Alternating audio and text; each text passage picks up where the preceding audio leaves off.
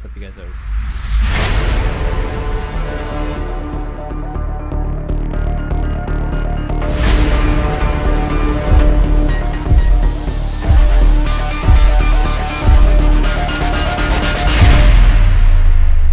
What's up, everybody? Welcome to episode 13 of the Overview. I'm ChanManV.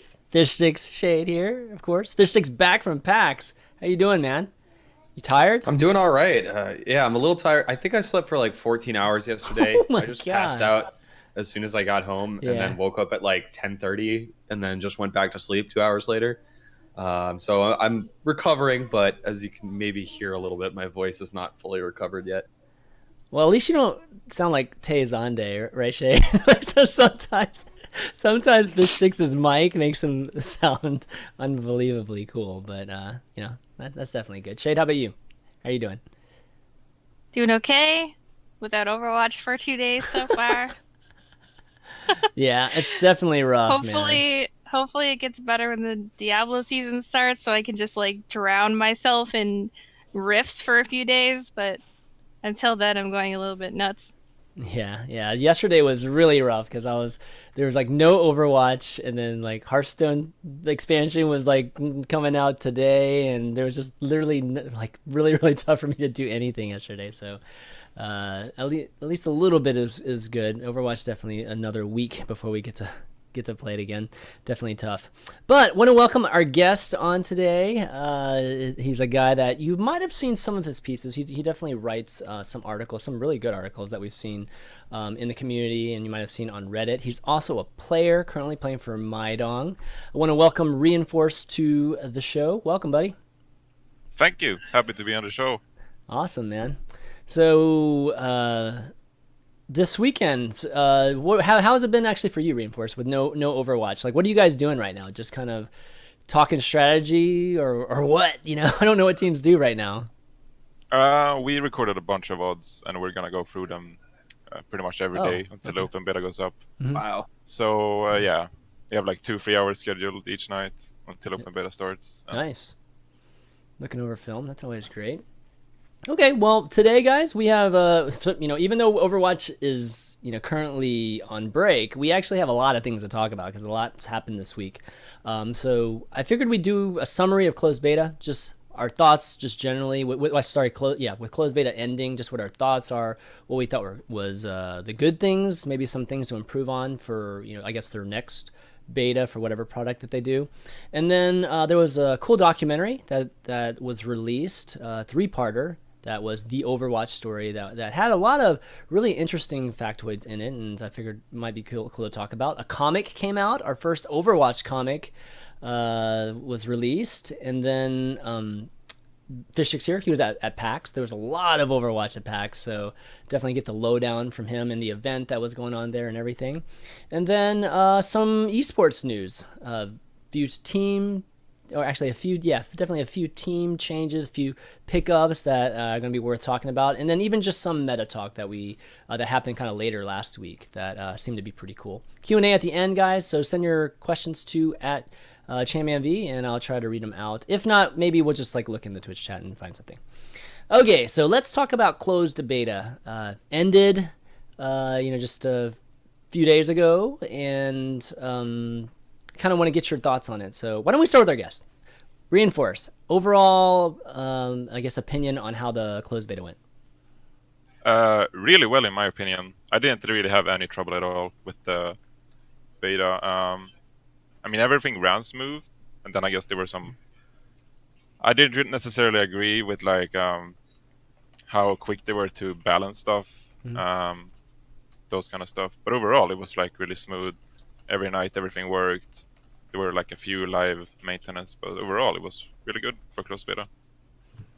Okay, Shayed, what do you think? I think I just am ready for the game to actually be launched at this point. Yeah. Closed beta went pretty well, I guess, for as far as the closed beta is concerned. It didn't really feel like a closed beta. Yeah. I don't know. Usually closed beta is I think NDAs and, no streaming allowed and that kind of thing. But I don't know. It just doesn't. It didn't really feel like a closed beta. I guess it probably did for other people that weren't actually in the beta. um, Yes. but yeah, I don't know. Very It had closed. like a different feel. I've played some closed betas before, and that one, like Overwatch for closed beta, didn't feel like a regular closed beta. And also, like, it's the first time I've ever seen a game developer so like intensely listening to what the community was saying. Yep. And I think we talked about that a little bit when Jeff was on the show, but like it was nuts how fast they were to change things or how fast they were to listen and respond to what people were saying. It was really, really cool. I've never seen that happen before. So Yeah. FishStix? Yeah. No, I think that's the main takeaway for me is just how quickly they're iterating on the game, and Reinforce brings up the fact that sometimes maybe that you make a gut change to what the competitive scene is like complaining about the most of the time. But honestly, like it's amazing to see that level of interaction between the devs and the community and the competitive community specifically, which we're all part of. So that was amazing. Of course, the game's so polished, man. Like people will say whatever they're gonna say, but it was very polished for a closed beta. They added so much stuff, like they crammed competitive mode in there really quickly, and maybe it's not quite done, maybe it's not quite finished, but at least they were able to start testing it before we moved into the actual full launch of the game, which is exactly what they wanted, right? So I guess the changes are going to be coming a lot slower now that the game is actually out, which makes a lot of sense. But I'm really glad that they did use this time to make changes as quickly as they could based on feedback. And as I said in previous shows, like it was just vindication for us in the competitive scene who've been spending so much time and effort running tournaments, running events.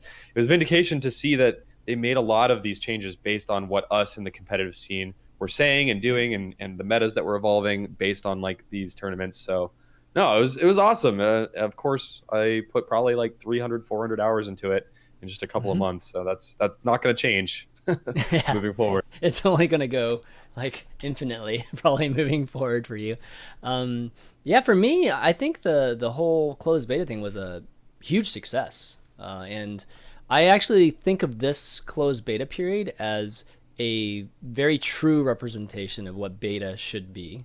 I think a lot of people in the past, or at least a lot of betas that we've seen, even from the Blizzard folks, they've either been like alphas. They should have been alphas because they weren't, nearly close to being in like game playing shape, or they should have been pretty much finished products, or they treated it like a finished product, and we're selling things already and all that, all that kind of stuff, right? But this, I feel like, was just right.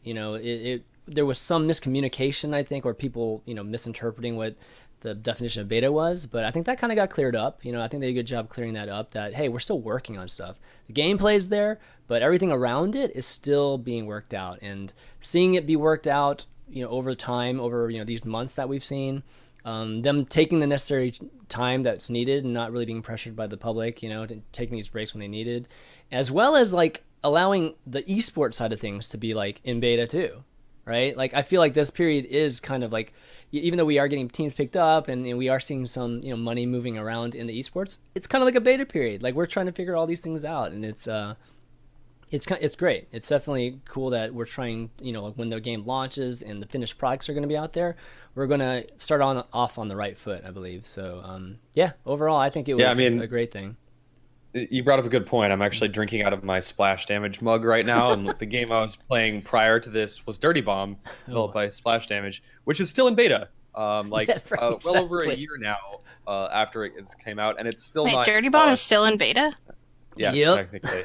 I think their competitive matchmaking system says like alpha. It's got alpha plastered over it. I'm not trying to throw any shade towards those guys because the game is still good, but like. Blizzard, man, they're already kind of ahead. Well, at what point do you just like, let's just launch the game? You know what I mean? Like, it's kind of crazy when you get to that point. Feature creep can be a very painful thing sometimes. But yeah, so we're going to finally get the game out. It's going to be coming out. We're seeing just, I think, support in the form of, different content around it.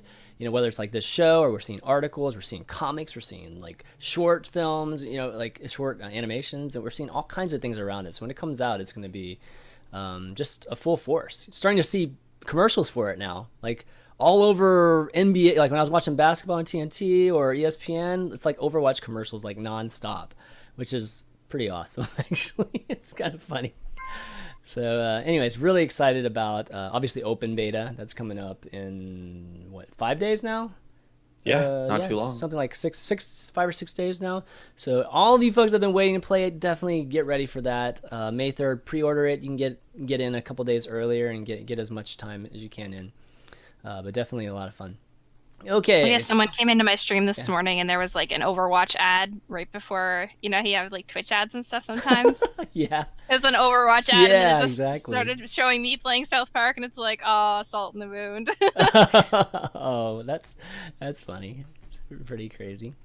Okay, so let's talk about something, I guess a piece of content that came out during, I think the first part came out late last week, but the Overwatch story. So this is a documentary that was created, and lots of interviews with the Blizzard design team talking about basically the history of Overwatch and how the development process went or originated and kind of just how it went through, right? So we saw Metzen on there. Of course we saw Kaplan on there, and just a lot of the guys. We even saw just Zan on there too. Who was able to watch the entire thing? Did you guys all get a chance to watch it all? Yeah, I watched all of it. Okay. It came out during PAX, so I only got to watch the first two, unfortunately. Okay, Reinforce, what do you think? I think it was really good. I really liked the first episode, especially when you got to find out more of the background of the game and all of that. Because still to this day, like Titan is kind of a mystery. Yep. What it like really was before Overwatch. So it was really intriguing to get to know more about that, and also Jeff Kaplan's background in his FPS scene. Because to me, he was just like EverQuest and World of Warcraft. So it was kind of cool to know that he actually played FPS games, and it sort of like gives legitimacy to everything you post on the forums, regarding if it's like sensitivity or FOV. Like he knows what he's talking about. So it was good to know. Yeah, I think the most possible for me to start liking Jeff Kaplan any more than I already did. Yeah, right. It happened this week when someone posted all of his EverQuest forum posts. Oh my on Reddit. god, I saw that. That was. I did not know it was possible for me to like that man any more than I already did, man. I was like, "This is why he's so good at responding to Blizzard stuff, Overwatch stuff on the forums, is because he was just literally the biggest troll of all time." Exactly. He knows a troll when he knows how to handle an FPS community. That's right. Exactly. I mean, I thought. Go ahead. I thought it was really interesting. Well, first of all, the Titan stuff was very interesting. Yeah. Because like Rainforce said, they just haven't talked about that barely at all. So that was interesting. And the other thing that it was just, we all kind of knew it, right? Like Overwatch is, you take all these arena FPS games and you smash them together, and then you have the cast of Overwatch basically. Like you can almost look at each individual hero and say like, oh yeah, that's inspiration from this game, and that's inspiration from that game. Right. So it was clear to a lot of us coming in that this was the foundation of Overwatch, but it was good to hear that from them and hear like specifically, oh yeah, like McCree's revolver is like Half-Life, exactly. Revolver, like, and just hearing that was cool, and that's why I was drawn into the game. It was, I played those types of games growing up, and for 10 years I played Tribes, so that's why I'm interested in this game, and that's why a lot of other people are interested in this game. So that was pretty cool to hear. Yeah, I think I'm along lines with you, Reinforce. Just the Titan backstory was the most interesting part. The overall documentary, just parts 2 and 3, were actually excellent too, but the Titan part was just resonated really a lot with me, and just I found out a lot of things. The part that interested me the most was that they kind of lost confidence, right? Like the fact that Titan was just struggling, and they kind of knew it inside that it was failing. That these big name people who have made just these awesome IPs, like were actually had lost some confidence in like their ability to build games. And then just kind of seeing them regrouping and coming back together, kind of going a little bit more to a success recipe that they've done in the past. I think that was really cool to see, and it was cool to see the honesty too, right? Just talking about, hey, we weren't sure we could make another good game here, especially in this in this genre. Yeah, I really appreciated that. That's one of the parts that was really resounding to me when doing it. By the way, the document is from GameSpot too. By the way, I should have pointed that out. Given that we're It's just very showing good, it here guys, too. by the way. Exactly. So yeah, definitely check it out, guys. Let's see. Let's link it in the chat here in case folks didn't get a chance to see it. Just because, things on Reddit do disappear after a while, and everybody lives on Reddit these days. So here's a link to the documentary, just the part 1, if you guys didn't get a chance to catch it. All right, next up, comic book. Did you guys get a chance to catch the comic that was presented on comic? Oh, there you go, comic.playoverwatch.com. Do you have a physical copy of it? He does. That is awesome, Damn. dude. That's Dude, I cool. gotta. Gosh, I didn't get me one of these. I gotta. Right, I forgot push to talk. That's what happens Yeah. when you go to PAX, guys. Yeah, fuck, I should have gone, man. I'm still kicking myself for going. Okay, so what'd you think, Shayed? Any thoughts on the comic? Just first impression. I mean, I definitely prefer the shorts over the comics, but it was Yeah. cool for it being a comic, I guess. Yeah. Yeah, definitely. I I'm guess still you gotta waiting be a for, comic person. Mhm. Yeah, I was just still waiting for like the Mercy Reaper storyline, so I'm gonna hold out all my excitement for that and wait till that happens. Yeah, I'm sure that's coming pretty soon. FishStix, what do you think? You actually had the physical one, so. I mean, look, it's cool. It's obviously cool to have lore building in so many different ways. It just brings me back to just how ridiculous Blizzard marketing is in general. It's not just advertising on every website and TV. It's like the Ubers, the Ubers driving around Boston during PAX East. It's awesome. Taco Bell. It's these books. It's the animated shorts. It's everything coming together. That's like the marketing machine that Blizzard has employed here, and it's just kind of mind blowing to even think like, man, how big is that team putting together the whole promotion strategy for this game? It's actually crazy. But yeah, I mean, the comic was cool. It's only a couple pages, frankly, but yeah, it was it's cool really to see. short. And it brings out McCree's personality. He's a good guy, so that was interesting. I don't know. He's an outlaw, but with a good heart, type of thing. Yeah. Right, Reinforce, what do you think? I keep calling you Yeah, I really Reinforce like now. it, Now that you put that It's in my like a head, curse, man. Reinforce Everyone in does my it. head. Yeah. Exactly. It's because it's like Reinhardt. It's right. Yeah, yeah. I mean, It just works well together. I've dealt with this for like 3 years by now, so I'm just used to it. People Right. call me whatever. I'm just. Hey sure, man, go at ahead. least your name's No, but not I really Tvik, like the comic. okay? Us Americans Well, have no idea yeah. how to Tvik. pronounce that. Everybody's calling him all kinds of different things at this Yeah, point. Yeah. it's just Tvik. Tvik. Can we Tvik. just like Tvik. Tvik? Yeah. Thank you, Thank guys. you. Tvik. Yeah, but I have really to like the practice comic. that a few times. There's no Yeah. I. Just pretend there's no I. Tvik. It's something in between what I say and what it's. Okay, we'll have to practice that. So comic. But I like the comic. Yeah, it was really cool. It was kind of short, and Yeah. I mean, I guess it was the first comic. Yeah, the very first one. Yeah, so it's kind of fun how like they're trying to build like a mystery or like a storyline. Yeah. And you don't know anything about it. Like there were robots on the train or whatever it was, but like what are these robots doing here? They put in these small like details that you don't know about, and so they're like you'll figure it out as it goes on. It was kind of interesting.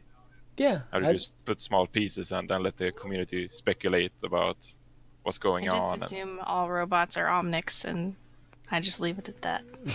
Yeah. Yeah, but I mean, in the short we saw the Omnics are cool guys that want peace, or some of them. Some of them. Some So, of them until they get yeah. assassinated. Yeah, I guess. I don't actually know the storyline that well, but Yeah. Well, what's interesting at the end of it was that whatever was valuable, he just kind of kicked off the train, which was surprising. Yeah, that I was thought he kinda would weird. try to, keep it in some way or at least hold it and have them continue chasing him, but it was kind of the opposite there, which I mean, it was Which is like cool. a purple glowing box. yeah. That's true. Don't really know what you want that for. It's a legendary scrin. man. Exactly. It's an epic. What are you talking about? That's Epic, sorry. There's lots of great epic things there. Jesus. No.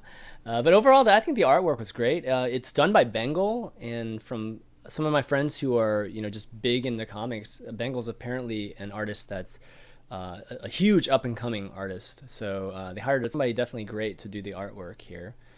Yeah, so I'm looking forward to some awesome comics to follow up to when they ever launch. I'm thinking this is just a tiny preview, and that we'll see, more of a full-blown episode whenever we... Imagine like graphic Or novels issue. and like Yeah, that'd be crazy. exactly. This is gonna be awesome. All this media around it, man. We got like 2 of those animated shorts. Is that what you call them? Mhm. Yeah, another one's supposed to be Yeah, coming we got out like 2 soon. of them in beta.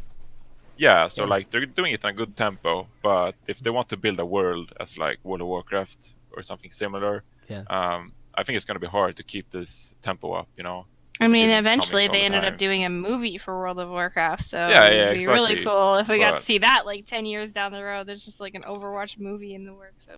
Yeah, you just need to get there, and yeah, it will be interesting to see if they can keep it up because it's really good. Yeah, absolutely.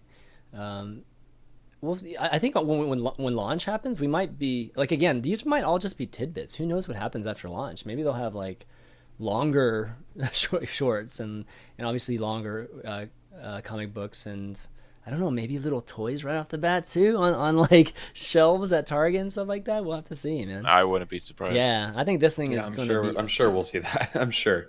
They probably crazy already money maker. are somewhere. Yeah, absolutely.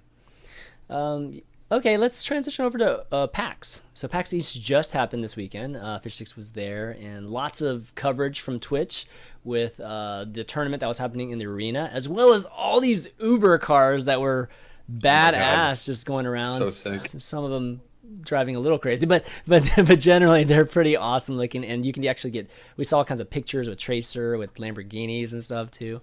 Ben, why don't you talk a little bit about PAX East? PAX East was awesome, and Overwatch had quite the presence on the show floor. It was the PAX Arena, which was kind of the esports thing that Twitch and ReedPop did or actually have been doing now for a couple PAXs. They had a big area. They had a jib. They had a serious gym? Wow. jib, like a straight up gigantic crane cam. Even though there was only like 40, 50, 60 seats in the audience, they had a legitimate jib to show everything, which is like, if you're a production person, like this is fancy ass technology, man. But it wasn't just that. They also had their own booth where they had the console version, the PS4 version, and they had the Xbox version in the Microsoft Xbox booth as well. So as far as I could see, there was like always a line to play, both in the PAX Arena area and in the Overwatch booth area. I didn't really check out the Microsoft area, but How'd the console? obviously everyone. How the console versions look? Did you get? Oh well, I got a chance to play Yeah. the console version a tiny bit when I visited Blizzard, and I don't play consoles at all, especially not FPS on consoles. So I'm not really the best one to judge. But yeah, it felt good. Like it has a little bit of auto aim, so you could zip around as Tracer and still hit people.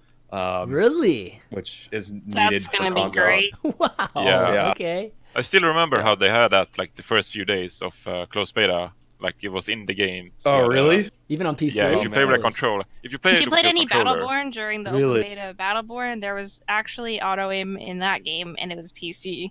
Oh man. yeah. So I don't know if that's just a thing that games are putting in now. Like, I don't know. I mean, it was an Ooh. accident from Terrible, though. Blizzard's side, but it was kind of funny. Like the first few days of closed beta, how like Tracer players had like auto aim on and shit on tops. That is It the was on character balance. I wouldn't put on auto aim. That's the one character I wouldn't do.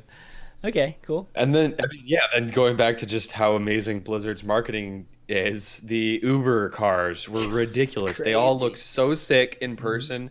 And of course, Blizzard, they didn't just hire the cars and the drivers. They like picked up all like the biggest Twitch influencers from the airport. They sent them all their own Lamborghinis. So Smart. of course they're all taking Smart. photos and like social media and all that stuff. So yeah, that was ridiculous. But then, of course, we also had the first ever LAN event in North America, which was an open tournament where basically completely random people signed up. There were only a few pre-made teams. I shouldn't even say pre-made. Like, they were just people who like knew each other that made teams. And even those teams, even the winning team that ended up winning the whole tournament, had several people that had never played the game. So it was kind of interesting to see what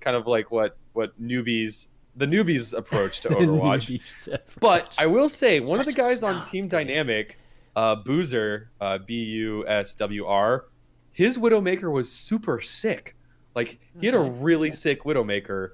So I think in my head, I'm thinking, and he's never played before, so I'm thinking, yeah, man, maybe Reddit's right. Maybe once everybody has their hands on this game, we're going to start to see a ton of new talent come out of the woodwork. I mean, obviously we always knew that was the case, but it was good to see someone who had never played that was actually like super impressive with Widowmaker. Right. So that was pretty cool. Also had the pleasure of commentating the Penny Arcade for the Overwatch for the Watch show match, which was Gabe and Tycho from Penny Arcade going at it with like a team of industry insiders and just like their friends. And then of course that was even lower level than the rest of the stuff, but it was still really fun because like Penny Arcade, it's all about the PAX guys. It's all about the comic. It's all about the characters. Like, you know, obviously it's a huge nerd convention of all of various, like all nerd cultures at Penny Arcade, but still has a huge fan base there. So the crowd was huge. Like every seat was taken and people were just crowding around the entire area. So at Max, I think we definitely had several hundred people, probably 500 plus people crowding around like both sides of the PAX Arena. Like Street Fighter was over for the day, so I didn't even see the other side. So who knows? It actually might have been more. And they were getting pretty hype. The shit talk for that game was golden. It was good. It was so good. Rachel did a good job of teasing that out of them. That's true. No, but they were. I don't think they needed much teasing. No, they didn't. They didn't. No, it was great. That's the beauty of seeing, like, you know, sometimes non-pros play, right? And especially friends playing. I mean, this is what happens when I play with my friends. Just a bunch of shit talking going on. That can be a lot of fun. Yeah. I think the one thing that I was looking out for the most with this tournament, I shoutcasted probably like 5 or 6 games throughout the weekend on Saturday and Sunday. Yeah. One thing I was looking out for most is to discern like what the audience reacted most to, and obviously most people in the audience haven't played. Maybe they've watched some YouTube videos, but the majority of people haven't even played the game. But people were still oohing and awing with big moments. The one thing I found kind of funny is like Widowmaker was like the thing everyone went crazy. Like when you were watching first person Widowmaker, when they have a good snipe, the audience would just erupt. So that was cool to see. Okay. Yeah, it happened many times. I mean, if you go watch the VOD, I can post that in chat for you guys, of the watch show match. You can hear the audience gets really hyped for some moments. People love snipers, man. There's something about snipers. Yeah. How was the observing for the tournament? Was it like decent. A lot of first person, or who did it? Actually, who did the observing? So ZP and Jason Kaplan were the two that did it. Yeah. So if one of them was, you know, they both casted the tournament as well. So one of them was always, that's why they didn't cast together, because one of them was always running the cams. And of course, ZP runs way more first person than I like, but he did fine. He did great. Hey, preference. He did a pretty good job. Yeah, awesome. Because it's really easy to follow a Widowmaker if you make a lot of kills. You know, if you get 40 kills at one point. If she's in a great spot, I mean, actually, first person is like pretty awesome for her. But the casting was great. It was great seeing you guys together. You know, like seeing different combinations of you guys. You know, it's cool. And then Elohim was in some of those too. It's nice seeing, you know, kind of his energy and voice being comboed with you guys too. So that's cool. I actually really enjoyed his casting. Yeah, and he doesn't ever do it. So this is like on the fly Elohim. You know, just kind of a natural at doing it. So. That's really cool. I actually really enjoyed when he was casting. It was funny, but it was also like, wow, he's actually good at this. Yeah. I was super stoked to cast with him because he's one of my favorite people in the Twitch community. Yep. Like we actually, every PAX, I always hang out with him at least 1 of the 2 of the nights. We will hang out. So it was awesome casting with him, and then also Seltzer Rachel is also one of my closest friends in the entire esports industry. So I casted on stage with like 2 of my really close friends, which on a personal level was fucking awesome. It was awesome. Did you get a chance to go back and see like the VODs of Twitch chat or anything like that while you were casting? Of course. It's the first thing I did when I got home yesterday. Wow, really? There was one part I remember specifically. You were casting with Elo, and you like touched his shoulder or his back or something like that, and the whole Twitch chat just went crazy. They were like, touchy. It was so funny. It was hilarious. That's a funny thing for them to go crazy about. So all he did was just touch Elo's shoulder, and then it was just like gone. Twitch chat was gone. Yeah. Sounds like Twitch chat. That was definitely cool. I mean, Elo was part of the initial reveal, right, of Overwatch. I think it was the first Twitch stream, right? And I think we haven't really. I mean, he definitely plays Overwatch from time to time, but I don't think we've seen him on like official kind of events since then. So it's definitely great seeing him. And Rach, I mean, Rach has been wanting, like we need to see Rach more in Overwatch too. So like I was you happy will. to- Don't yeah, worry. I was really happy to see Rach doing something. She's as obsessed as I am. She loves man. this game. Like every time I talk to Rach, she loves this game. So it's just more of just finding, like finding a place to host or to cast or whatever. So definitely, keep an eye on Salter too, guys. If you have events or whatnot. Okay, well, let me switch back here. Such great action here that we got here that FishStix kind of linked me just to the VOD. Very cool. Next, did you guys catch the picture of the Uber car accident that happened? Yeah, I think it the was the truck. Super 76 one. That's Yeah. hilarious. JP was in that car. Wait, what? Oh, really? He was? Yeah, JP and a bunch of other influencers were in that car when they had that accident. That's what I heard. I didn't hear it from him, Wait. but that's what I was told. Was Well, if he you look in at the a giant picture, truck? like- the big Yeah. truck? Oh my gosh, okay. If you look at Yeah. the picture, you could just see like Soldier 76 cosplayer just stepping out and walking towards the police. And like if you look at the other car, the car they hit is totally like destroyed. Well, Like it's the a back monster end is truck. just Your PR guys are even smarter than I thought. I know. This generated like Oh my gosh. 1,000 tweets and like even No, more media attention. It's true. Holy crap. Not sure. I'm not sure They that's just media talked to the- attention they want, they but just yeah. talked to the It was a driver and joke, they're it was like, a "Hey, joke." car accident." Just trying to like imagine in my head what that would be like. No, that would be well. There's definitely one car out of all those cars you don't want to get into an accident with. It's that big ass truck that they did. So that was pretty crazy for sure. That's funny that it was JP. That's I mean not funny, but that was kind I of was told. coincidental. That was JP. Good thing he was in a sense. monster truck and Yeah, he was yeah. okay. Then I go, Absolutely. oh man, your PR guys are even smarter than I thought. I know. This generated like Oh my gosh. 1,000 tweets and like even No, more media attention. It's true. Holy crap. Not sure. I'm not sure They that's just talked media to the- attention they want, They but just yeah. talked to the It was driver a and joke, they're it was like, a "Hey, joke. just Yeah, yeah. accidentally run into a car so we can get tweets." Genius, man, genius. Okay, so one thing to bring up, we've talked about competitive mode, right? But we've had, I guess, that event at PAX run in this, new Blizzard competitive mode format, right? We didn't do payload there, or we didn't do a stopwatch there, right? Yeah. So how did that go? I think Reinforced, you guys ran a event or played an event too. That was Yeah, we using it played too. in the King of the Watch tournament on Friday. Yeah. Okay, so let's talk about the PAX one first, and then we'll talk about the more competitive, the actual more serious one. How did that one go, FishStix, at PAX? It went totally 100% fine. Okay. And because it was so casual, it didn't really matter Yeah. to me what the game type was. It was more about the gameplay, bringing the audience into it, having something for the competitors to do. So I'm going to defer to Reinforce on this one Okay. because our thing was so casual that I can't really judge it off that. Well, I mean, did no viewers react to the mode at all? Was it hard to follow, or I didn't really see Just anything didn't in Twitch matter? chat. I will say one thing. About it. I've been so used to casting stopwatch that even though this mode should theoretically be simpler, it was actually still confusing to me because it was like you only go to the control map if they're tied at the end of two maps, but like Not King. there were situations where you could be mathematically out if the other team, if it's 2-1, yeah, basically it has to be tied. So I mean, it shouldn't have been complicated, but just as a caster, like I tripped up on it like several times. So did the other casters too. Even though we talked about it, I thought I had everything in my head, but then you're up there on stage and like, I'm not about to be like Team A wins without being 100% sure. Yes. So I'd be like, and if the other team might be out of it, I'm not sure, blah blah blah. And then someone in my ear would be like, "Yes, they're out. Yes, okay." So it was not actually simpler for me to understand. Okay. I'll say that. That's interesting. I mean, I think you'll grow accustomed to it if you do it for a longer Yeah. period of time. Yeah. Yeah.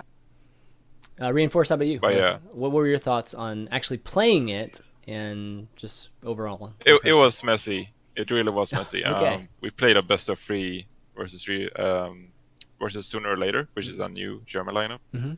and then we qualified to play United in a best of 7. And I think we had 2 sudden deaths on 2 payload maps out of 4. So it was not that Okay. bad.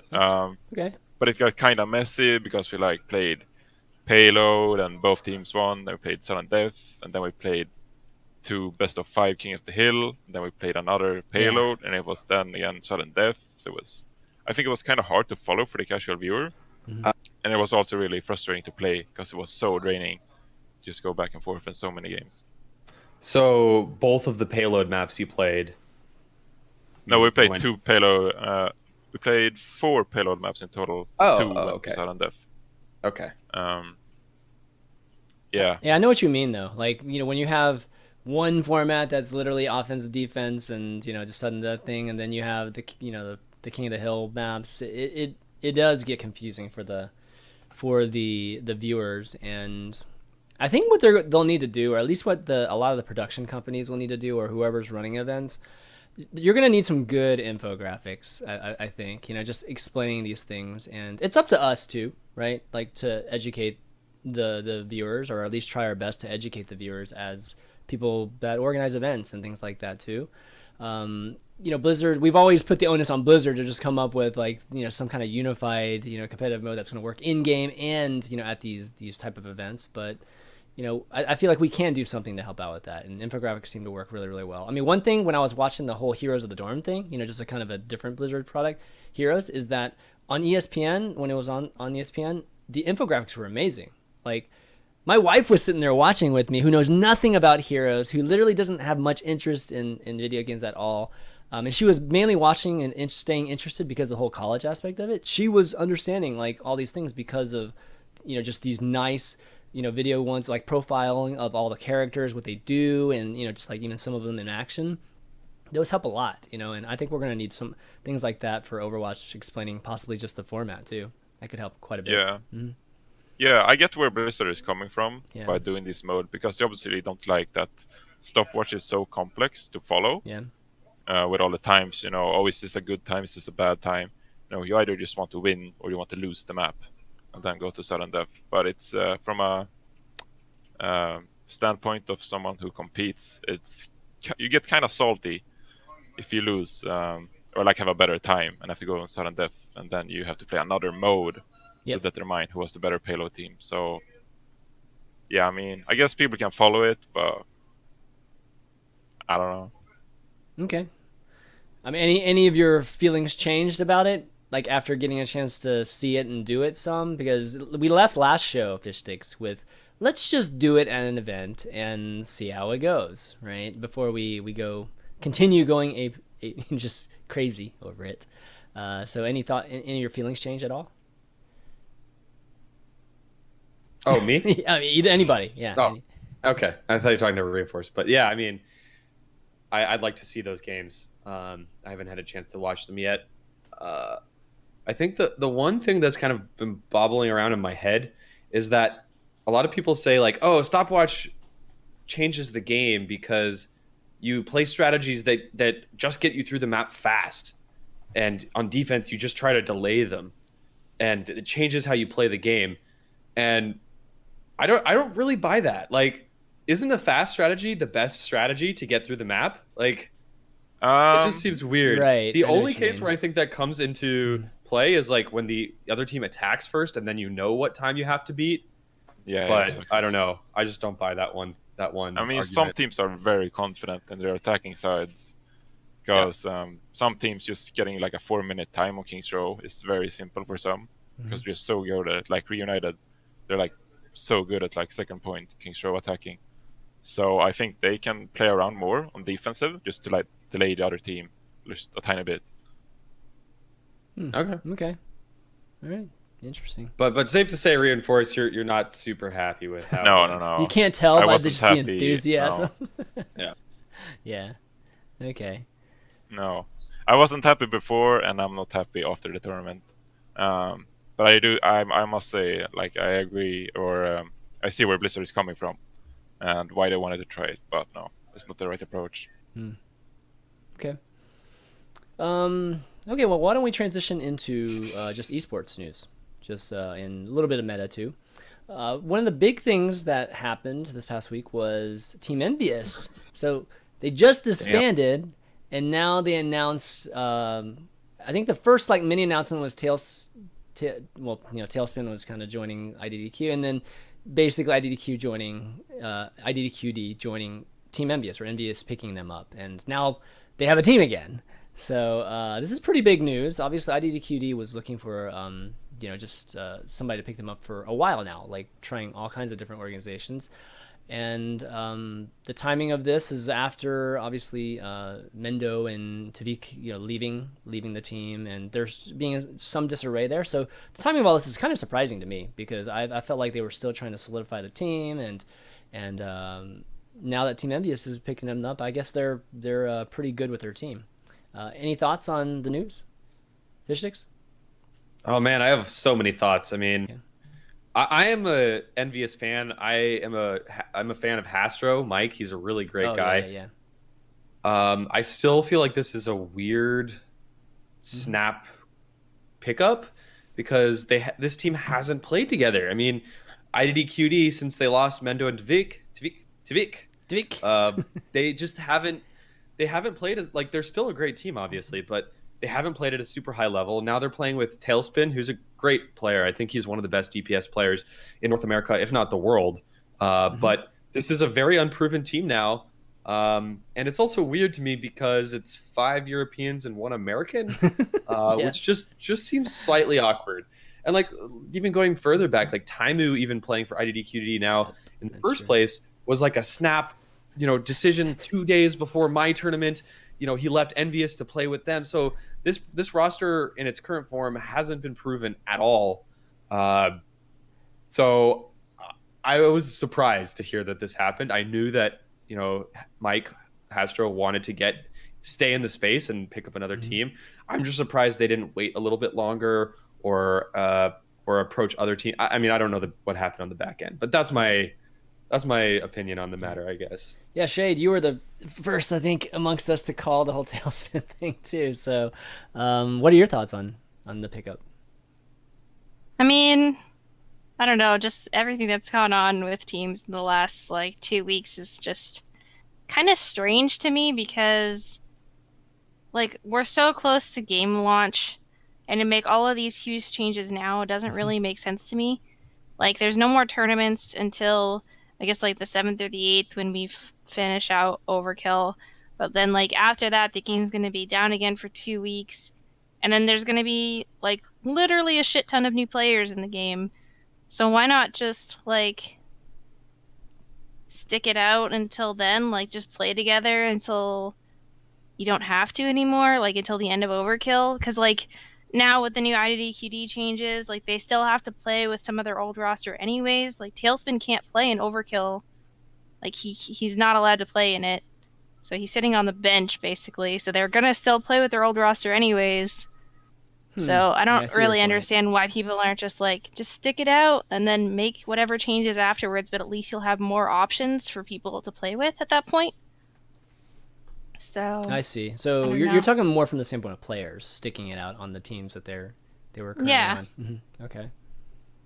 I mean, I think it's kind of interesting that that the teams are even picking up. I'm kind of looking at it from the team standpoint too. It's kind of surprising given that launch is about to happen too, and we're going to see a huge influx of players at that moment. That teams are picking, especially at this state when some of these teams are forming for the first time, or at least solidifying a few of their slots for the first time. But I mean, I guess if you're going to run with a team, you might as well run with IDDQD. At least the majority of that roster obviously has been very, very successful in the beta. So, yeah, well, and on top of that, go ahead. Someone just mentioned in chat too, we don't know what Blizzard's plans are as far as allowing certain players to play on certain teams. For all we know, Blizzard wants to region lock things, and Tailspin wouldn't be able to play on IDDQD anyways. So right. I don't know. I would just wait until Blizzard announces what they want to do, and wait until the game releases, and try to just stick it out till then. I really feel like it doesn't really make sense for the changes that have happened this week to have actually happened. Yeah, I mean, I would ask Reinforce, what do you think? Yeah, exactly. First off, am I lagging? No, you're fine. Huh? You're fine. Okay, I'm fine. Yeah, because you're a bit robotic to me, so I didn't know. You sound fine. No, do you think this team is strong? Are they going to be a top team in Europe? I don't know actually. We played Envious before they disbanded, and even then they were quite strong. Like we played Yeah, like of course. 50-50 games versus them. And I don't know why they disbanded. I guess it was like player motivation or something like that. But I think this lineup will be really good. Then I don't know how like Tailspin will do considering ping and all that, because he's West Coast, if I recall correctly. So like that's even bigger of a ping difference. No, I think it's I like thought he's central, but yeah, I yeah. don't think he's West actually. Okay. But regardless, still, the ping. yeah. Yeah. Given what he plays too. Yeah. I don't know. Is he that strong of a Genji player? Because I know he has a really good Pharah, and like he's a good flex DPS player. I He's guess a good you could Genji say. player. I wouldn't say But top, but I mean, he's not good. known for his Yeah, game, but I wouldn't say I top. mean, but- we don't scrim NA teams that often, so I don't know that much about LG and Envious and Cloud9. But there's a reason for that. The ping is terrible, so freaking Tailspin Yeah, is of now course, going of to play course. on terrible ping and lag compensation that's gone down the toilet since the 60 hertz servers. Like, has that been fixed? The issues with lag compensation and ping that came along with the 60 hertz servers and custom games? I actually don't know if they're properly fixed. But I mean, there's still some issues. We've scrimmed IDDQD, the new lineup, a couple of times. And there's definitely some noticeable moments where Tailspin just spats it out and just like invulnerable frames and all that. So yeah, it's kind of weird of a situation, but I think they'll do really good. They're trying out a bunch of new stuff, and Hulk is really good at coming up with new strats and such. So I'm really looking forward to see what they can do. Yeah, and I'm just glad NVS is still in the space. It would be a real shame if they got cold feet and just were like, oh, we don't want a team anymore. See you later. No, that's good. I mean, I think I'm not sure how working like I'm not sure how you work a team, but I think it's about the publicity a bit. You know, it's open beta launch coming up. You know, you want a team just for the publicity, maybe. I don't know Hastro's motivations behind picking up IDQD, but it's a solid team, so I guess it's justified. Okay. Well, speaking of roster changes, my dongs had some roster changes too. Mendo, like particularly making news by leaving the team and being replaced by Impulse, or some folks know him as IDDQD. Yeah, sorry, and IDDQD. A lot of people know him. Yeah, talk about that. So Mendo obviously was one of those big names with Tavik or Tavik, whatever Tavik, or and starting the team, right? Starting the team. And them being kind of a duo, right? Like you'd figure they were going to stay together, but now Mendo's leaving the team. So talk about that a little bit. I don't know where to start really. Wow. Okay. No, it's not like I feel kind of bad for Mendo because when he left IDDQD, there was like so much drama surrounding him, and I think when Hulk wrote the statement regarding it, he didn't like even thank Mendo for the time or like wished him best of luck. So I feel kind of bad for Mendo in that sense. And now I feel kind of bad for Mendo for leaving the team so early because he's just gonna continue, It's just people are gonna be like, oh, do we really want to play with this guy? But like the truth is that he's a really talented guy, probably one of the best Overwatch players in the world. So it's kind of sad in that sense. And really the reasons why we decided to go with IDDQD instead is basically just that Mando wasn't feeling the role of playing flex with like Sarius and stuff, and we all know he's a really good Genji player, Tracer, and even McCree. So it was just like mutual that it's better if he just leaves the team, finds a new team with better teammates he can play with, and he finds more comfortable playing with. Yeah, God, I freaking Mendo, man. Like, Yeah, I don't know if he's watching right now. Like, no hard feelings, dude. But you almost destroyed my tournament by leaving IDDQD in the first place, and then you joined this new team, and then like 5 days later you leave it. Like, I'm not sure what's going on behind the scenes. I mean, I'm not entirely sure that was all like Mendo either. I don't know if we can just be like, and that's why I don't know. That's why I can kind of feel bad for him because he has to go through all of this when it really isn't that big, and people are like, oh, Mendo's this toxic kid, when it's really not true. Like, I really enjoyed playing with him, and I mean, I'd play with him in the future as well if the opportunity was given. It was just a better choice for the team and him personally to grow as a player. So there's not really anything more to How it. much of this is your choice as a team together, like 5 out of 6 players deciding something, as opposed to like a coach opinion being involved? Well, no, I was Yeah, just you got it thinking. right in there. I was just Shayed. Yeah, I was just thinking Shade, because we have a coach and you try to angle I it a do know bit. you. I don't know what you're looking for. No, it was definitely a team decision, and we voiced our concerns to Mando, and he was like, "Yeah, I'm kind of feeling the same way," and it's just we just sat on TeamSpeak one day and was like, "Yeah, I mean, might as well try something It's else." not a good fit. I mean, Usual. that's all it was, right? Okay. Well, how are you guys feeling with IDQD? We just had like 2 days of scrimming. It wasn't really that effective. We had like 2 teams cancel on us, so we got like 4 or 5 hours in total of scrimming, and then some strat talk. So not that big. I don't Hard to really have tell. a first impression or anything. Okay. Yeah, but we all know he's a really good player. I remember his Tracer games, playing for Impulse and all that. We know he's like a really good player, so I'm looking forward to playing with him. He's a really cool guy as well. Yeah. Okay. Awesome. All right. Well, let's talk about. Part of me finds it a little Cool. bit ironic that like all of these team changes happened, and it's just like I don't know, like why leave IDQD in the first place if you're just gonna like ditch one of the people like 5 days later. Shit happens. This community is very immature. Yeah. That's one thing I'm learning more and more. It's- and more. I mean, I think, You in have my to- personal opinion, I think now is the time to change players. That's probably Because true, so too. far in the beta, we've like seen that the teams that shine are the ones that play together the most. So now is the time where you want to like do roster changes and all that, and then when the big tournaments come, you have a solid lineup and you know who you're playing with and why you're playing with them and all that. So I think now is the time to do roster changes. Yeah. I think the That's one fair. question I have is like now who's Impulse 11 gonna get? Because like Didn't they just that team had a, disband? did they disband? I don't know. They had a Pretty lot sure of Likely said momentum. something about them They disbanding. weren't sure, I think. I don't know any. I haven't spoken to anyone in Impulse- that team. Yeah. I don't know what they're gonna do or what their plans are. I mean, it's pretty hard for a team to Because- bounce back when one of their core people is gone. I think Yeah. IDQD was probably one of their core players. This would all be a lot easier if there was more talent available. But Well, Yeah, we're about to Beta. see a lot of talent, I think, become Yeah. available soon. Yeah, it'll definitely be interesting to see if Impulse 11 sticks around after the open beta. We might actually see some activity even just in that week.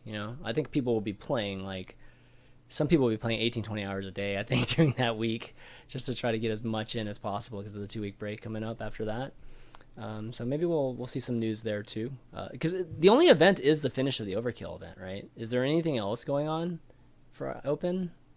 I'm sure, No, dude. there I'm was- sure there's gonna be 15 things actually. Really? Okay. I There just was don't know. I don't definitely know about them. plans. But There was definitely plans of stuff to happen, but I guess it didn't actually end up going through. But Okay, for Open, I haven't Yeah. heard anything yet, so I'm thinking a Ghosty Gamer would probably do something, right? During this week. I'd be really surprised if they didn't. Yeah, I mean- yeah. Well, definitely keep a lookout on that, and obviously, folks that are wanting to check out any kind of competitive Overwatch, be sure to watch the finale of the Overkill King of the Beta event, as well as whatever else pops up. Let's talk about meta a little bit. So after our show last week, there were still some matches to be played in the Overkill tournament that we were just talking about. In the was it North American? No, it was. Wait, which groups was it last week? It was European groups. Wait, which groups was it last week? for Overkill, It was like a combination of both, right? Because the schedule was all messed up. So we played a little bit. Yeah, of they NA, did both. Yeah, a little bit NA, a little bit of EU. And I know FishStix, you wanted to talk about this particular LG Cloud9 match, right? That had Yeah, some yeah. interesting characters being played at the top level here. Why don't you talk about it a little bit? Yeah, if anyone from the OW Discord is watching right now, I might catch a lot of shit for what I'm about to say. But I want to give so much credit to Seagull, because I literally think we just saw like a landmark moment in the competitive scene with his pick of Bastion on control maps, where now for what, 1, 2, 3 months or whatever, basically ever since the control maps came out, everyone's been like, oh, Tracer is so OP, you have to use Tracer. And mostly Winston's as well, like at least one Winston, ATOs. 2 Tracers, as being like the core part of everyone's strategy. Everyone's saying, oh my God, Tracer's unbeatable. She's way, way, way too strong, blah, blah, blah, blah, blah. Winston's too strong, this composition, so on and so forth. And then out of nowhere, Seagull pulls out a Bastion, and he said on stream the next day that they didn't even practice this strategy. This wasn't even something that they practiced as a team. They were really sick of losing to Cloud9, so they were trying something new. And they pull out a Bastion, and it worked so freaking well that Cloud9 had to adjust their hero composition to try to deal with it. They did it. They weren't able to do it. They weren't able to find the appropriate composition. But then, Cloud9 changed their composition. Then LG responded to that by changing their composition again. And then they went back to Bastion after. And it was actually the first time that I have watched a competitive game where teams did like rapid hero swapping, like right. Spawn wave after spawn wave, hero swapping on one side, then the other side would have to respond to that. So I just want to say thank you, Seagull, for trying this. And like, I'm just so glad, because I feel like teams, look, I'm not a top level player. I wish I had more time to watch scrims. I don't have enough time to watch scrims to really stay in tune to the meta as close as some people are. But I've been feeling like for the longest time that teams are just not even trying to be creative sometimes in these tournaments, not even trying to catch their opponent off guard with crazy hero compositions. So we've only seen it a couple of times, and I'm just so glad we saw it, because that was exciting as all hell to see the hero swaps, and then the counter hero swaps, and then the counters to the counters, and the counters to the counter of the counter, and then you start from point A again. Like, that is exactly where I think this game is going to shine, and I really hope that encourages other teams to just try new things. Man, it's like, especially now, there isn't any money on the line yet. Like, just try new things, please. I beg of you. Yeah. Okay. I think you'll really enjoy if you watch the VODs of Maidong versus Reunited, because it was basically the same thing. That was good. That was great too. Yeah. I want to go watch them, we knew they were gonna pick Triple Monkey, our first King of Steel match. We just went 4 Zarias, and it went to shit. Then we had to adjust, and we didn't know what to do. Yeah, that's awesome. I mean, you got shield charge, but it didn't work. Yeah, of course. So then we just like, I think Twick was like, fuck it, let's just pick a Bastion. And it kind of worked, and we built on it, and then we started winning King of Steel, and it was back and forth, and it was really fun because there were so many hero swaps. So I recommend checking it out for you, Ben.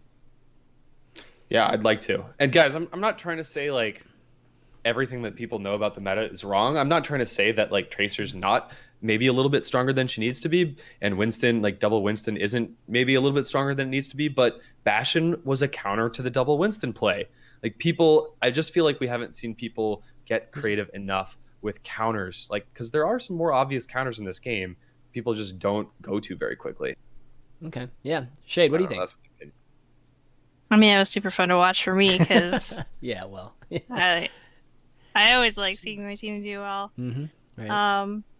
But yeah, I don't know. I kind of knew it was happening, obviously. Like, I'm literally in the mumble with them when they're playing, so I knew it was coming. And I mean, I play quick batch and ranked with Seagull literally every day, so I knew even then that he was thinking about it, because he was playing Bastion like a shit ton.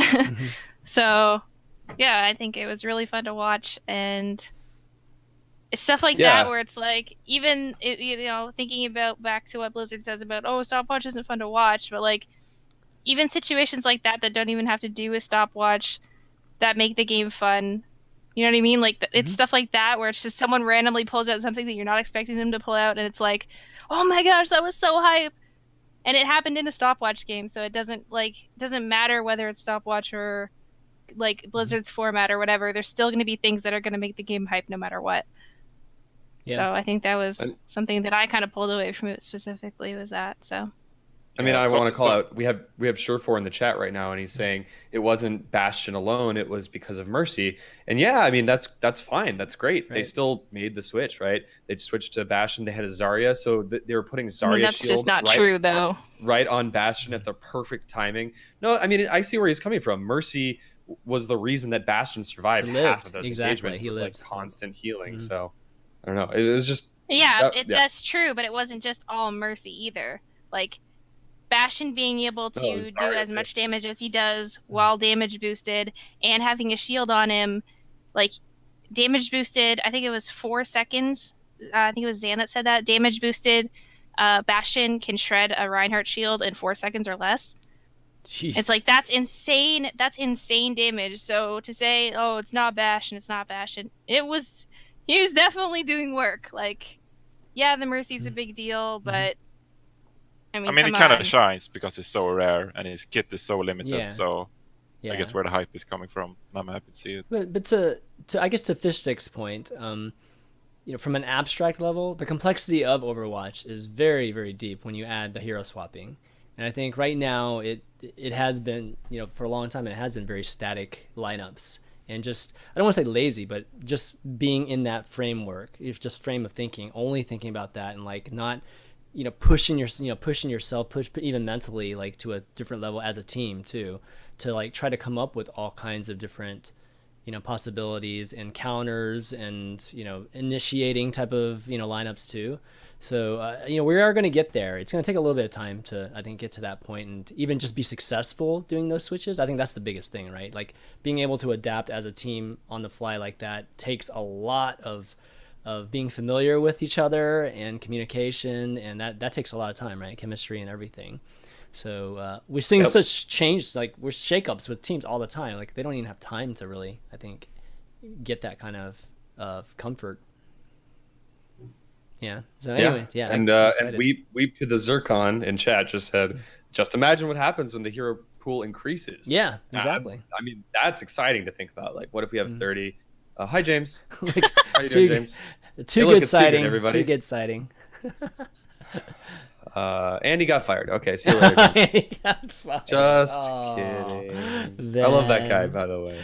We all love that guy. Okay, yeah. Right. So yeah, with the player pool, or the character pool increasing, it's just going to be insane. Just absolutely insane, and that's why there's going to be we need coaches, we need full staffs. I think working with these teams, like, going to be amazing. Oh God, they're still doing some of them back there. Yeah, this is kind of annoying. Awesome. Damn attention Welcome wars. to attention wars. Okay, well, any other, I guess, esports specific comments from the standpoint of closed beta summary? Anything? I just wanted to finally say I'm kind of disappointed that we didn't play around more with competitive rules and stuff like that. Oh, we kind of got that's a this. good point. Yeah. Yeah, we kind of got this competitive mode in Overwatch, and it was like that was pretty much it. Just like, no, don't play with hero limits. That's bad. And that was kind of it, and I'm kind of sad because this was the time to experiment with rules and all that. I guess that's my closing points on closed beta. Fair enough. I mean, I think it might have just been an issue of it just wasn't finished. Like it just wasn't ready in time. It wasn't like they were. I don't think it was like they were planning on just, okay, let's just get it in this last patch, like right before the end of closed beta. Yeah. I don't think they meant to do that. So it was, No, I'm not. Yeah. I'm not in no way like blaming Blizzard, like saying they're bad or something. Yeah. I'm just kind of disappointed that there wasn't any more time to experiment. Mm-hmm. Yeah, I mean, there's been a lot of really interesting rule sets proposed. Or are you talking about hero limits more so? Or just no, I'm just talking in general, like just hero limits. Some people suggested like drafts for heroes, and I'm like, I'm against it, but still, just to try it, It would be fun to try out more different stuff just to see what fits. I know, man. This all makes me tempted to want to organize tournaments again, and then I remember how big a pain in the ass that is. So yeah. No, but it's it is up. There's been a lot of different gaming communities where the event organizers have helped define it. I mean, I think your tournaments so far, and Go-To Gamer tournaments so far have helped, either solidify things or give them ideas or give them data points. I think it is important that event organizers try different things, and we have more leeway to try different things than they might have, right? Just putting in whatever competitive mode they have. That takes a while. This team has to agree on things, and then there's just this dev cycle, and even though it's quick for Overwatch, there's still a process where we can just do whatever we want, right? Like they give us all the tools to do whatever we want, so we should try it. We should I Try totally drafts. agree with Why that can't we do sentiment. drafts? We could do drafts. We could do whatever, right? Eventually. Yeah. Drafts, I mean. God, why did I say drafts? I shouldn't know. have said drafts. don't It was a know. bad idea. I'm I just want saying. like what- 60 heroes in the game before we even think about drafts. I think so Yeah, too. yeah. I think drafting would be overkill like right now, but Right now, you just ban Um, Lucio and your team automatically wins because probably, yeah. Why That makes not? sense. Makes sense. I'm actually gonna say that there have been more teams experimenting without Lucio, so we might see less Lucio. Really Just okay. put it out there. Yeah, Great. we'll see how it goes. That's awesome. I'll believe that when I see it. Tune in to the next tournament. Exactly We're playing. right. Exactly. He's actually giving you some of his secrets, like right off the bat. Hey. Good. Be interesting what your teammates say. Okay, let's do some viewer Q&A questions now. We've got a couple from last show that I want to definitely cover here. Life in Danger asks, I guess what we think about when Heroes of Storm was announced, it had a pro exhibition match at BlizzCon. And the following year after its release, the first BlizzCon was a 500k World Championship. So far, Blizzard has been pretty quiet about official plans for Overwatch esports. We're only 6 months out from BlizzCon at this point with no announcements. Are Blizzard taking esports seriously with Overwatch? Do you think they'll match the 500k Heroes of the Storm tournament? Okay, there's some people here, guys. I'm just prefacing this that know some information, and they're under NDA, so they might not be able to say much. I am not one of those people, so I can just like say whatever. But I'll give you my thoughts, and then you guys can just come in with whatever. All right, from this. Do they take No esports? comment? Do they take esports serious? Absolutely, they take esports serious. Do you think they'll do something at BlizzCon? Yes, I think they'll do something at BlizzCon. 500k? I'm not sure what the price pool would be. I think 500k would The probably more the be- better. yeah, well, I think 500k would be like risky. I mean, it's in my eyes, it's not that risky, honestly. Like it probably would be fine being something huge, at least just like a single tournament. But I don't think it would be that high. I mean, maybe 100k, maybe 50k or something like that. And for the first half year of the game, I think that's completely acceptable. I don't know, Reinforce, would you be happy with a 100k, 50k tournament at BlizzCon? I'd like to compare it with the Heroes of the Storm tournament. What was the first BlizzCon? The Heroes of first Storm? one was, I think it was in that range. It might have been 50k, Yeah. something. I think it was something like that. I mean, if I was esports Wasn't that just this manager- past year? No, they had a full year. That this past year was a full year, I believe. This past BlizzCon was the first World Championships. For Yeah, Heroes, but they did like an event after it was launched in August or whatnot before. Yeah, and, or EG had like a June. team with Idra on it. Yeah. and they got Mhm. completely smashed. Yeah. That was Yeah, that they was got so crazy. destroyed. That was crazy. Yeah, so they had a half remember year that. before that. So this was the first full. This past year was the first full year. Yeah. Okay. No, I'd be happy with 100k. I mean, Hmm. I think it's a pretty good amount. I mean, all the big esport titles we see on Twitch nowadays, they're like 4-5 years old. So, I mean, 100k is a good start. I think it's stupid to just put up millions and shit from the get-go. So, yeah, 100k is a very good I amount of mean, money. I don't think it would be a bad idea to go huge with the first one. Good. If like you'll be able to tell pretty fast in the first couple of months of Overwatch actually releasing how the competitive scene is going to be, like if it's going to be able to stand on its own with the likes of like CS:GO or League of Legends, if that's even a possibility. So if Blizzard ends up seeing, Overwatch is going to do really well and we want esports to really just kind of like start off with a bang, then yeah, having a huge prize pool for your first tournament wouldn't actually be a bad idea. Yeah. Mhm. The problem is that you never want your game to like decline or whatever. You always want it to be able to rise, so you want the prize pool to always be higher Yeah. each year. That's true. So from that standpoint, it's kind of stupid to just start out with a high amount and just see how it goes. Yeah. Yeah, Like, I mean, I'm almost we'll afraid have to wait. ask you anything, dude. No, it's fine. You'll have to wait and see. I think Yeah. what we can do is compare it directly to HOTS. I think that's a great way to start this out. Yeah. HOTS at this period in the beta had very few tournaments. It was slow going. The tournaments weren't getting shit for viewers. So the fact, like, we're already way ahead of the curve compared to something like HOTS, which I will remind everybody, Blizzard explicitly said that they weren't going to push HOTS as an esport. unless they really felt like the community was ready for it. Blah blah blah. And guess what? The next year they had they announced $1.5 million in a circuit. So Okay. they have been actually more upfront with the fact that they see this game as an esport first, as a competitive game first, before anything else. They pitched it as a competitive title. So I think that should be proof enough to you guys that Blizzard's going to support this. I mean, Hearthstone has an incredible amount of RNG in it. It's questionable whether it's the most legitimate competitive game ever, but poker's out there too. So no hate on Hearthstone, but look, they supported Hearthstone, they supported HOTS. Even when they said that they were gonna take it easy with these games, they supported it with 250K tournaments at the very first BlizzCon. That thought it was really legitimately out. So I would be shocked if we don't see as big or bigger than what we saw with HOTS in the first year. Okay, so I'll throw out a question. Yeah. There's definitely been some developers who've gone the crazy $1 million.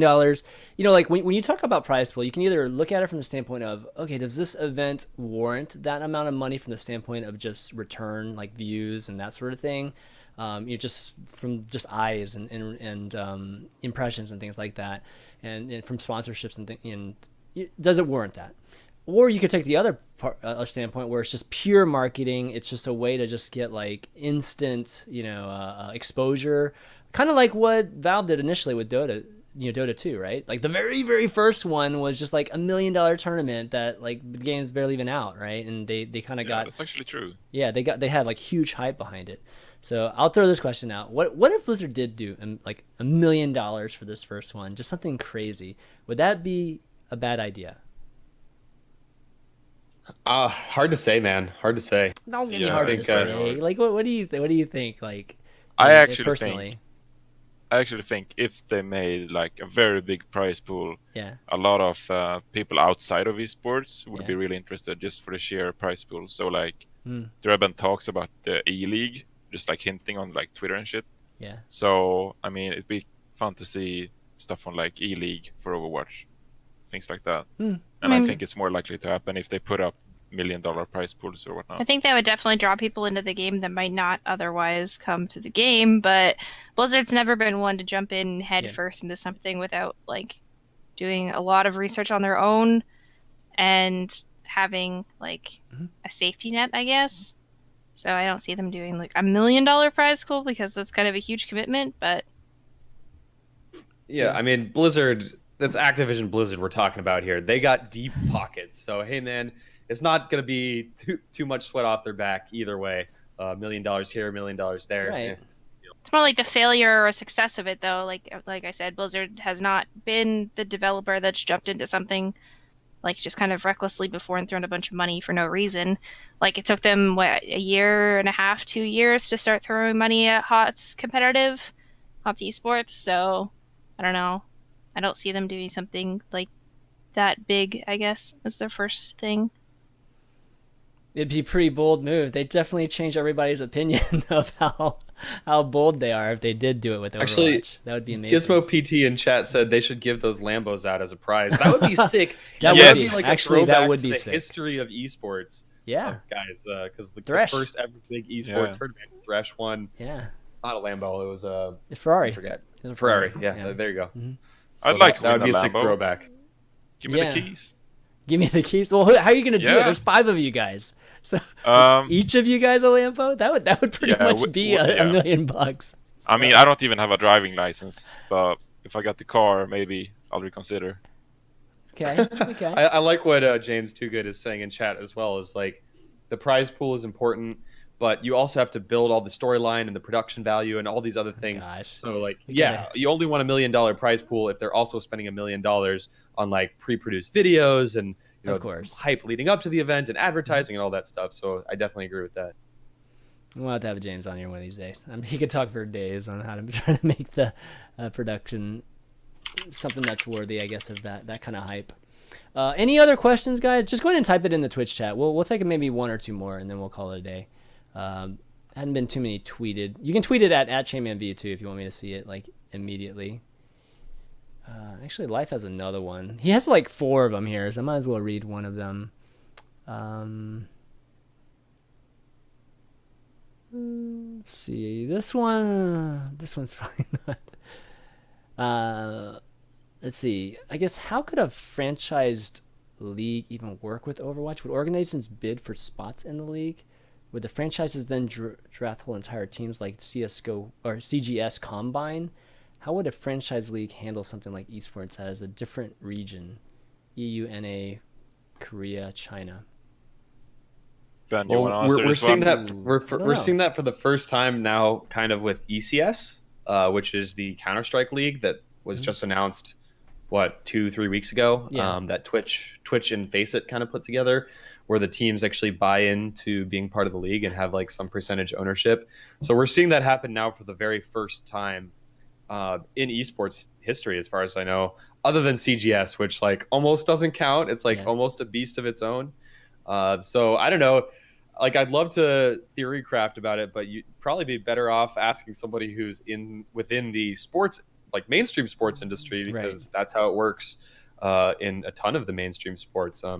But I mean, think just on a general level, I personally think the move towards more mainstream sports models is almost inevitable for the whole esports industry. Like LCS has a really, really good proven model that has worked super well for them. It's made a lot of players very financially stable. It's consistent storylines. You see a lot of the same teams over and over again. So it's not quite exactly what you're talking about with franchising and buying in and stuff like that, but it's somewhat similar. But then you look at games like Dota 2, which is, by the way, doing much better recently in terms of viewership and stuff. But you go back to like 2013, and there was a huge tournament with every top team 2 to 3 times a month. And it was impossible as someone, just as a fan, to watch everything and understand the storylines. Like the hardcore fans, sure, they were happy, but the tangential fan, it's like, what matters? What's important? I mean, you have TI obviously, but like the rest of the year just became this kind of clusterfuck of event after event after event after event. So I honestly think that it's a good thing for the esports industry ultimately to move more to a mainstream sports model where it's like, one organization controls the league, right? Of course, there'll be minor leagues, there will be collegiate leagues, there will be leagues in different parts of the world, whatever, tournaments, amateur, whatever. But I think it makes a lot of sense for someone like Blizzard, they have the resources to come in and do this. And, Counter-Strike has continued to explode. But even there, I'm starting to get a little bit worried. Like the majors still get over 1 million concurrent viewers, but it's not like the viewership has grown much from major to major. And they're like, when NIP, so gotta be crazy just to see 1 million on a single stream. That'd be pretty sweet for a CS:GO or that would be rad. even Overwatch. Overwatch would be amazing, man. Totally awesome. Any other questions? One last question. That's not too good. Yeah, can you grow more than like 400, 500 concurrent like on a single stream? That's asking a lot for that to continue to grow, but we are going to see it on the E-League on mainstream, and maybe they'll bring in even more people to Twitch. So gotta be crazy just to see 1 million on a single stream. That'd be pretty sweet for a CS:GO or that would be rad. even Overwatch. Overwatch would be amazing, man. Totally awesome. Any other questions? One last question. That's not too good. Did he tweet in with a question? I'm not even reading chat now. It's too good. Let me see. Okay, LNDTV. Did somebody answer this or no? Shoot, just.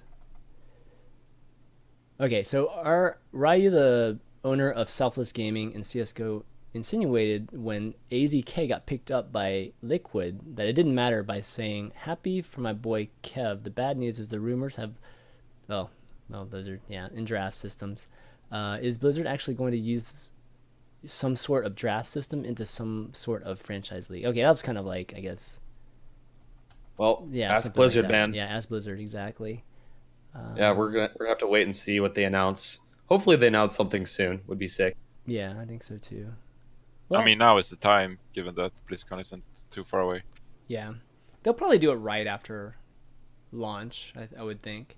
It'd be kind of weird to You usually have like qualifiers in August or something. Yeah. And you need some time to prep, so yeah, that makes sense. I mean, it's like I think everything right now is geared towards the launch. So I think once Assuming the they launch want to is done- have qualifiers. That's true. It could be an invitational. You never know. But qualifiers would be probably the most inclusive thing.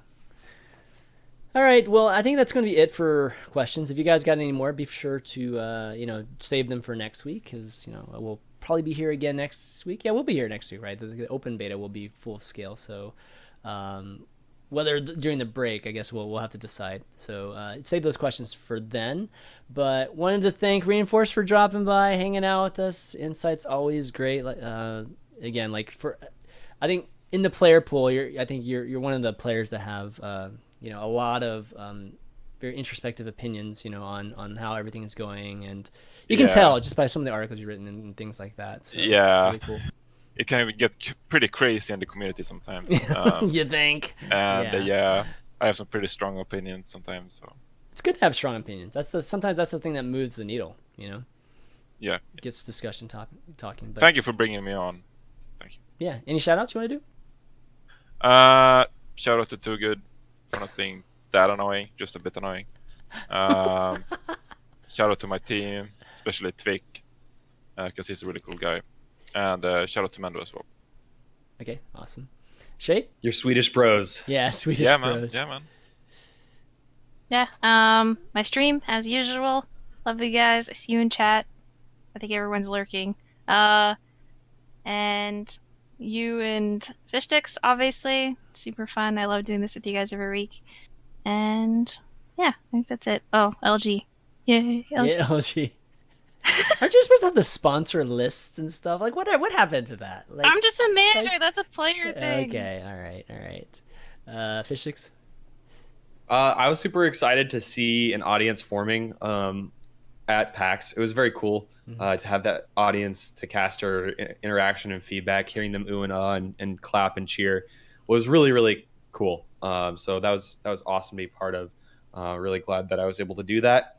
Other than that, nothing really on my end. I'm just going to be, honestly, I'm glad that the game's going offline. Like, they need to work on it. So, I'm not sad at all. I won't be missing it at all. Not at all. Not at all. Wow. Nice. Oh, look at this guy. Oh my God. Look at this guy. I want it. I know. Shit, I should have gone, man. I'm so mad that I'm going to go. Yes, you should have. Well, we're going to be at DreamHack, though. You're still going to DreamHack, though, right? Yeah, I'm gonna be at DreamHack most likely in a couple of weeks, so I'll see you guys there. Yeah, I'll be there too. That's pretty much it. Yeah, follow me on Twitter. Do that. Get closer to the cam. I gotta see those glasses. No, the glasses. What are on the glasses? Oh, I see. Oh, nice. Oh, okay. Oh God, the swag is strong. That's even more stuff that I'm gonna want now.